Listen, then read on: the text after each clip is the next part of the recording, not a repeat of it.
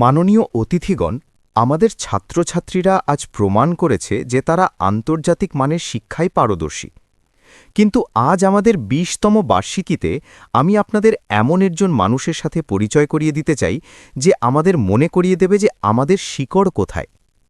বসন্তকুঞ্জের ঠিক মাঝখানে গর্বের সাথে দাঁড়িয়ে আছে প্রেস্টিজ ইন্টারন্যাশনাল স্কুল। এই স্কুলটি ধনী ঘরের সন্তানেদের আস্তানা। গেটের বাইরে পাজেরো আর ল্যান্ড ক্রুজারের লম্বা সারি।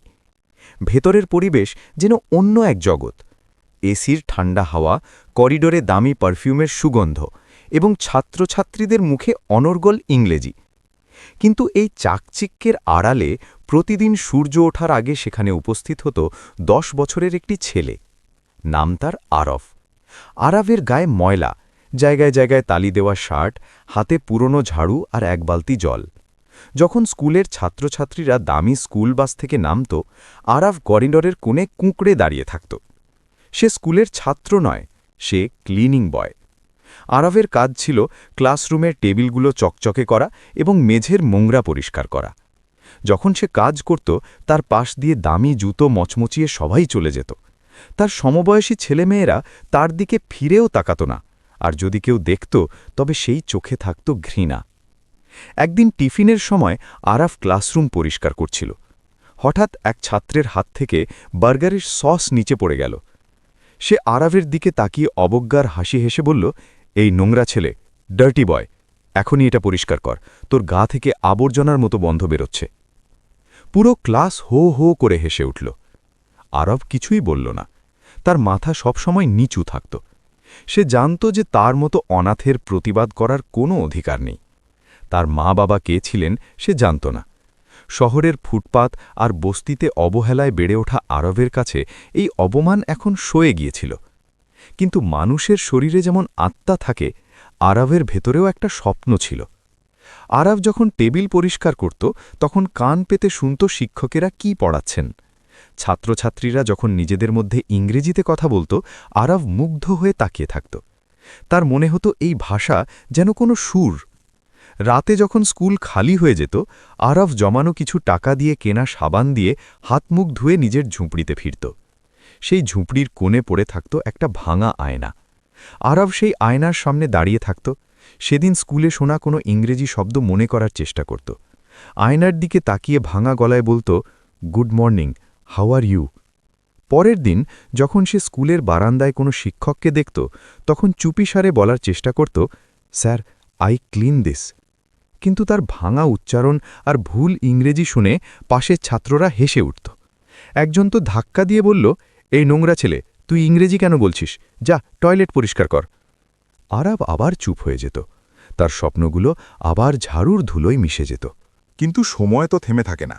স্কুলের ক্যালেন্ডারে ঘনিয়ে আসছিল এক বিশেষ দিন, প্রেস্টিজ ইন্টারন্যাশনাল স্কুলের ২০তম বার্ষিকী।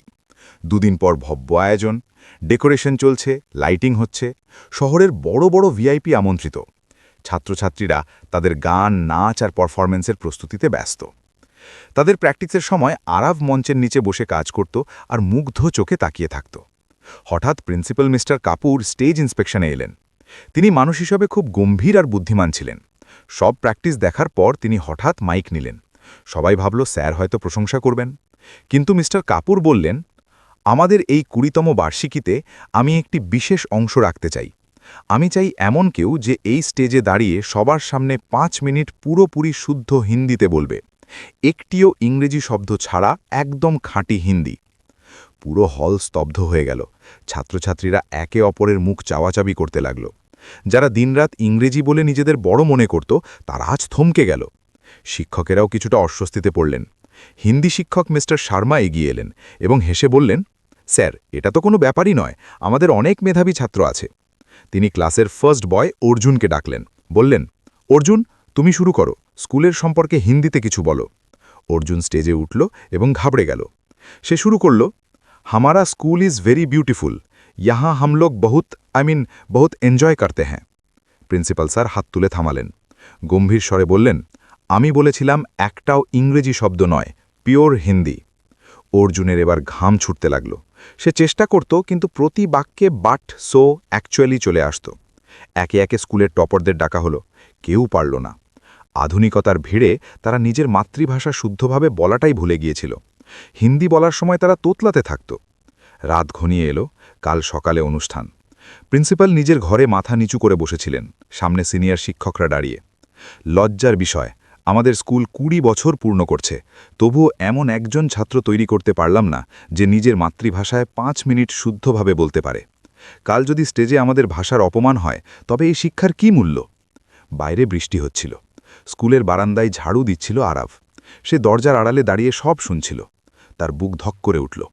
ছোটবেলা থেকে সে বই পড়ার সুযোগ পায়নি, কিন্তু রাস্তায় পড়ে থাকা খবরের কাগজ কুড়িয়ে সে হিন্দি পড়তে শিখেছিল। সে জানত শব্দের মায়া।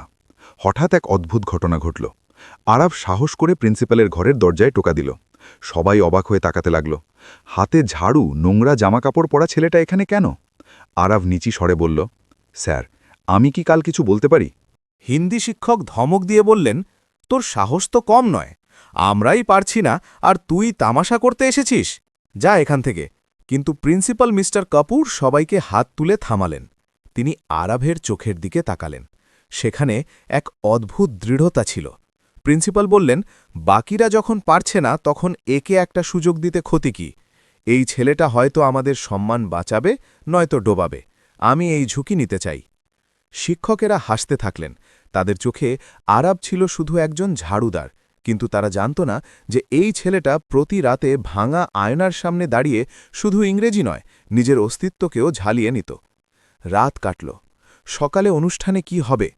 আরাব হাজার হাজার মানুষের সামনে নিজের ভাঙা সাহস জড়ো করে দাঁড়াতে পারবে, নাকি সবার সামনে আরও অপমানিত হয়ে স্কুলের মুখ ডোবাবে? পরদিন সকালে স্কুলের গেট দিয়ে একের পর এক দামি গাড়ি ঢুকছিল। আরাভের চোখে ঘুম ছিল না। সারা রাত সে একটা শব্দও বলেনি, শুধু সেই ভাঙা আয়নার সামনে দাঁড়িয়েছিল। স্কুলের অডিটোরিয়াম আজ ভুলে সাজানো হয়েছিল। দামি ঝাড়লণ্ঠন, লাল গালিচা আর মঞ্চে বড় screen, celebrating 20 years of excellence.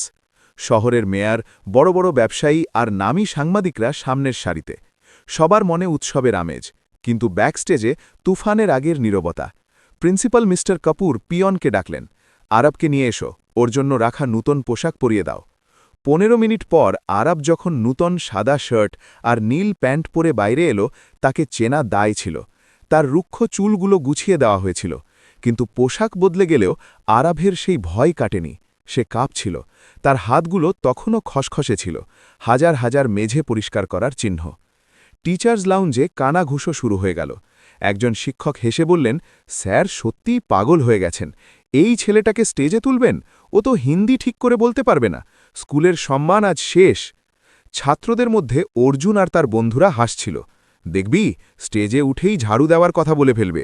Sir, নোংরা পরিষ্কার করব। অনুষ্ঠান শুরু হল। নাচ, গান আর চমৎকার ইংরেজি ডিবেটের পর মিস্টার কাপুর মঞ্চে এলেন। তার গলা আজ আরও গম্ভীর। মাননীয় অতিথিগণ, আমাদের ছাত্রছাত্রীরা আজ প্রমাণ করেছে যে তারা আন্তর্জাতিক মানের শিক্ষায় পারদর্শী। কিন্তু আজ আমাদের ২০তম বার্ষিকীতে আমি আপনাদের এমন একজন মানুষের সাথে পরিচয় করিয়ে দিতে চাই, যে আমাদের মনে করিয়ে দেবে আমাদের শিকড় কোথায়, আমাদের মাতৃভাষা হিন্দির শক্তি কতটা। দর্শকদের মধ্যে কৌতূহল। সবাই ভাবছে কোনো বড় সাহিত্যিক আসবেন। মিস্টার কাপুর ঘোষণা করলেন, আমি মঞ্চে আমন্ত্রণ জানাচ্ছি আরবকে। আরাব যখন মঞ্চের সিঁড়িতে পা রাখল, অডিটোরিয়ামে এক অদ্ভুত নিস্তব্ধতা ছেয়ে গেল। সবাই একে অপরের মুখ দেখছিল। কেউ জিজ্ঞেস করছিল, এই ছেলেটা কে? আগে কখনো দেখিনি। হঠাৎ পেছনের সারি থেকে এক ছাত্র চিৎকার করে উঠল, অরে, এ তো সেই ঝাড়ুদার আরাব। হে, দিস ইজ দ্য ক্লিনিং বয় আরাব। সাথে সাথে পুরো হলে হাসির রোল বয়ে গেল। হাসতে হাসতে কেউ কেউ চেয়ার থেকে পড়ে যাওয়ার দশা। দামি পোশাক পরা মায়েরা তাদের সন্তানদের কানে ফিসফিসিয়ে বললেন, দেখলি, পড়াশুনো না করলে এমন হয়েই থাকতে হবে, এখন নাটক করতে স্টেজে উঠে গেছে। আরাব মাইক্রোফোনের সামনে দাঁড়াল। তার সামনে হাজার হাজার মানুষের ঘৃণা আর উপহাস ভরা দৃষ্টি। স্পটলাইটের তীব্র আলোয় তার চোখের পাতা কাঁপছিল। সে একবার নিচে প্রিন্সিপালের দিকে তাকাল। প্রিন্সিপাল হেসে মাথা নেড়ে সাহস দিলেন। আরাব কাঁপতে কাঁপতে মাইক্রোফোন ধরল। প্রথমে তার আওয়াজ বেরোল না। সে মুখ খুলল। প্রথম শব্দেই আবার হাসি। নিচ থেকে কেউ জিৎকার করল, এই ছেলে বাড়ি যা, ঝাড়ু দে, স্টেজ তোর জন্য নয়। আরাব চোখ বন্ধ করল। তার মনে পড়ল সেই ভাঙা আয়না, মনে পড়ল সেই বৃষ্টির রাতগুলো যখন ডাস্টবিন থেকে কাগজ কুড়িয়ে সে হিন্দি শব্দ শিখত। সে মনে মনে ভাবল, আজ যদি আমি হেরে যাই তবে আমাদের ভাষাও হেরে যাবে। হঠাৎ আরাবের মেরুদণ্ড সোজা হয়ে গেল। সে চোখ খুলল। এখন চোখে সেই ভয় উধাও, সেখানে জ্বলছিল এক অনন্য দীপ্তি। সে শুরু করল, সুপ্রভাত। আজ এই আলোকিত মঞ্চে দাঁড়িয়ে আমি কোনো ইংরেজি বলতে আসিনি। আমি এসেছি সেই মাটির সুগন্ধ নিয়ে যা আমাদের জন্ম দেয়। আপনারা যারা এখানে দামি পোশাকে বসে আছেন, আপনাদের কি মনে আছে শেষবার কবে আপনারা নিজের মায়ের সাথে কোনো ইংরেজি শব্দ না মিশিয়ে কথা বলেছিলেন? পুরো হল পাথরের মতো স্তব্ধ হয়ে গেল। আরাবের কণ্ঠস্বর মেঘের গর্জনের মতো পরিষ্কার আর শুদ্ধ ছিল। প্রতিটি উচ্চারণ হীরের মতো ঝকঝকে। এমন শুদ্ধ হিন্দি শহরের মানুষ খুব কমই শুনেছিল। সে হিন্দির সৌন্দর্য, সংগ্রাম আর ইতিহাসের কথা বলতে লাগল। প্রতিটি বাক্যে একটা জাদু ছিল। যারা একটু আগে হাসছিল তাদের চোখ এখন বিস্ময়ে ছানা বড়া। তারা বিশ্বাসই করতে পারছিল না যে এই ছেলেটা স্কুলে ঝাড়ু দেয়। হিন্দি বলতে বলতে আরাব হঠাৎ থামল। 10 সেকেন্ডের নীরবতা। তারপর সে এক অদ্ভুত হাসি দিল। এবার সে যা করল তা কেউ স্বপ্নেও ভাবেনি। আরাব সরাসরি ক্যামেরার দিকে তাকিয়ে ব্রিটিশ অ্যাকসেন্টে অনর্গল ইংরেজি বলতে শুরু করল। This evening I discuss the future of our education system. It is not merely about vocabulary or grammar. It is about the ability to articulate thought. পুরো হল দম বন্ধ করে শুনছিল। একটা 10 বছরের ছেলে যে মেঝে পরিষ্কার করে, সে একদিকে বিদ্যাসাগরের মতো শুদ্ধ হিন্দি বলছে আর অন্যদিকে শেক্সপিয়ারের মতো নিখুঁত ইংরেজিতে সমাজের অহংকারে আঘাত করছে। মঞ্চের নিচে বসা মেয়র সাহেব দাঁড়িয়ে পড়লেন। প্রিন্সিপাল মিস্টার কাপুরের চোখে খুশির জল। অর্জুন আর তার বন্ধুদের মাথা লজ্জায় ঝুঁকে গেল। আরাব তার ভাষণ শেষ করল। আমি আপনাদের ফার্স্ট বয় হতে পারিনি, ঠিক আছে, কিন্তু আমি এই স্কুলের প্রতিটি ধূলিকণাকে চিনি। আমি বই থেকে নয়, জীবন থেকে শিখেছি। পুরো অডিটোরিয়াম করতালিতে ফেটে পড়ল। টানা 5 মিনিট ধরে সবাই দাঁড়িয়ে স্ট্যান্ডিং ওভেশন দিচ্ছিল সেই ছোট্ট জাদুকরকে। অনুষ্ঠান শেষ হওয়ার পর মিস্টার কাপুর মঞ্চে এলেন। তিনি আরাবের হাত ধরলেন এবং মাইক্রোফোনে ঘোষণা করলেন, আজ থেকে আরাব এই স্কুলের কর্মচারী নয়, আজ থেকে সেই স্কুলের ছাত্র। ওর পড়াশোনা, থাকা, খাওয়ার সব দায়িত্ব এই স্কুলের। আমি চাই 10 বছর পর এই ছেলেটা দেশের মুখ উজ্জ্বল করুক। আরাব কেঁদে ফেলল, কিন্তু এটা দুঃখের কান্না ছিল না, জয়ের কান্না ছিল। কিন্তু গল্প এখানেই শেষ নয়, এটা তো কেবল শুরু ছিল। সেই ছোট্ট আরাব কিভাবে সংগ্রামপূর্ণ জীবন পার করে আজ $1 বিলিয়ন কোম্পানির সিইও হয়ে দুনিয়া কাঁপিয়ে দিচ্ছে, কিভাবে সে নিজের সেই পুরনো স্কুলকে আজ বিশ্ব দরবারে নিয়ে যাচ্ছে। সময় কারোর জন্য থেমে থাকে না। ক্যালেন্ডারের পাতা উল্টে গেল 10 বছর। যে স্কুলের করিডোরে একসময় আরাব ঝাড়ু দিত, তার দেওয়ানে আজ বড় বড় সোনালী অক্ষরে আরাবের নাম লেখা, আওয়ার প্রাইড, আওয়ার লিজেন্ড। কিন্তু আরাব কোথায়? পড়াশোনা শেষ করে স্কলারশিপ নিয়ে সে বিদেশে চলে গিয়েছিল, কিন্তু তার সংগ্রামের দিনগুলো সে এক মুহূর্তের জন্যেও ভোলেনি। যে হাতে সে টেবিল মুছত, সেই হাত আজ কোটি কোটি ডলারের প্রজেক্টে সই করে। নিউ ইয়র্কের আকাশচুম্বী অফিসের জানলার পাশে দাঁড়িয়ে থাকা এক যুবক, দামি ইটালিয়ান স্যুট, হাতে দামি ঘড়ি, সে আজ একটি ইন্টারন্যাশনাল সফটওয়্যার জায়ান্টের সিইও। তার কোম্পানির নেটওয়ার্থ বিলিয়ন ছাড়িয়ে গেছে। দুনিয়ার মিডিয়া তাকে নিয়ে পাগল। কিন্তু সাফল্যের এই শিখরেও তার মনে পড়ে সেই ময়লা পোশাক, সেই ভাঙা আয়না আর স্কুলের ধুলো মাখা বারান্দা। হঠাৎ তার ডেস্কে একটা ইনভিটেশন কার্ড এলো। স্কুলের 3য়তম বার্ষিকী। 10 বছর পর তাকে প্রধান অতিথি হিসাবে ডাকা হয়েছে। আরাব লম্বা শ্বাস নিল। তার ঠোঁটে হাসি ছড়িয়ে পড়ল। সে যাওয়ার সিদ্ধান্ত নিল, কিন্তু কোনো শোরগোল ছাড়াই। 10 বছর পর দিল্লির সেই পরিচিত স্কুলে আবার পা রাখল আরাব, কিন্তু আজ গেটে দারোয়ান তাকে স্যালিউট দিচ্ছিল।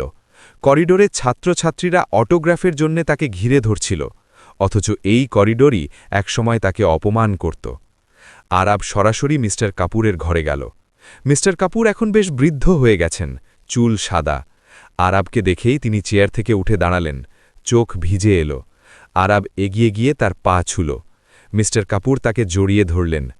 আমি জানতাম আরাব, তুই একদিন দুনিয়া জিতবি। ওই দিন তোকে সুযোগ দিয়ে আমি ভুল করিনি। আরাব নম্রতার সাথে বলল, স্যার, ওই দিন যদি আপনি আমার হাতে ঝাড়ুর বদলে কলম না তুলে দিতেন, তবে আজ এই $1 বিলিয়ন কোম্পানি থাকত না। আমি যা কিছু হয়েছি সব এই স্কুলেরই দান। এরপর মূল অনুষ্ঠান শুরু হল।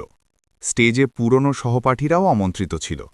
অর্জুন, যে একসময় আরাফকে নোংরা বলে অপমান করত, আজ একটি সাধারণ কোম্পানিতে ছোট চাকরি করে। সে মঞ্চের নিচে মাথা নিচু করে বসেছিল। আরাফ মঞ্চে উঠল, কিন্তু আজ সে দামি স্যুটে নয়, সাধারণ কুর্তা পায়জামায়। সে মাইক্রোফোনের সামনে দাঁড়াতেই পুরো অডিটোরিয়াম স্তব্ধ। 10 বছর আগে যখন আমি এই স্টেজে দাঁড়িয়েছিলাম, তখন আমার পরিচয় ছিল একজন ঝাড়ুদারের। আজ আমার পরিচয় একজন সিইও হিসেবে। কিন্তু সত্যি বলতে, আমার আসল পরিচয় হল আমি এই মাটির সন্তান, যে নিজের ভাষাকে ভালোবাসতে শিখেছে। আজ থেকে এই স্কুলের যত দরিদ্র কর্মচারী আছেন, তাদের সন্তানদের পড়াশোনার পুরো দায়িত্ব আমার কোম্পানি নেবে। আমি চাই না আর কোনো আরাভ ভাঙা আয়নার সামনে দাঁড়িয়ে নিজের স্বপ্ন খুঁজুক। এই স্কুল কেবল ইংরেজি মাধ্যম হবে না, এটি এমন জায়গা হবে যেখানে প্রতিভার সম্মান হবে, পোশাকের নয়। আরাভ যেখানেই যায় সেই স্কুলকে প্রমোট করে। বিশ্বের বড় বড় কনফারেন্সে সে গর্বের সাথে বলে, আমি ভারতের সেই স্কুলের ছাত্র যেখানে আমাকে মানুষ হতে শেখানো হয়েছে। তার প্রচেষ্টায় স্কুলটি আন্তর্জাতিক স্বীকৃতি পেল। আজ আরাফ কেবল একজন সফল ব্যবসায়ী নয়, হাজার হাজার গরিব শিশুর অনুপ্রেরণা। তার সেই পুরনো ঝাড়ু সে আজও ফ্রেম করে নিজের অফিসের ড্রয়িং রুমে রেখে দিয়েছে, যাতে কখনো না ভুলে যায় যে তার শিকড় কোথায় ছিল। এই গল্প আমাদের শেখায় যে পোশাক দিয়ে মানুষকে বিচার করা যায় না, কারণ যে হাতে আজ ময়লা লেগে আছে, পরিশ্রম আর সুযোগ পেলে সেই হাতই ইতিহাস লিখতে পারে। ভাষা কেবল যোগাযোগের মাধ্যম নয়, ভাষা হলো আত্মসম্মান।